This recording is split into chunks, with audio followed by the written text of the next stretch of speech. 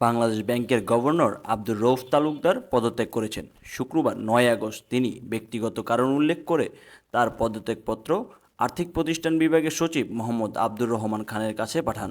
সংশ্লিষ্ট সূত্রে জানা যায়, ওই দিন দুপুর ৩টার দিকে গভর্নর তার পদত্যাগপত্রটি সচিবের কাছে পাঠিয়েছেন, যেখানে তিনি ব্যক্তিগত অসুবিধার কথা তুলে ধরেছেন।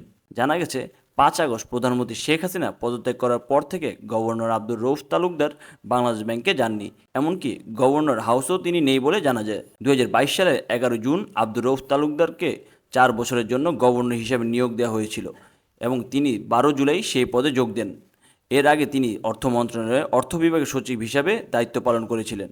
সম্প্রতি বছরগুলোতে ব্যাংক খাতে দুর্নীতি, অনিয়ম, খেলাপি ঋণ, অর্থ পাচার, ডলার সংকট সহ বিভিন্ন কারণে বাংলাদেশ ব্যাংকের ভূমিকা নিয়ে ব্যাপক সমালোচনা হয়েছে। এছাড়া চলতি বছর গভর্নর আব্দুর রউফ তালুকদার কয়েকটি সরকারি বেসরকারি ব্যাংকের একীভূতকরণের উদ্যোগ নিলেও সেই প্রক্রিয়া প্রশ্নের সম্মুখীন হয়েছে।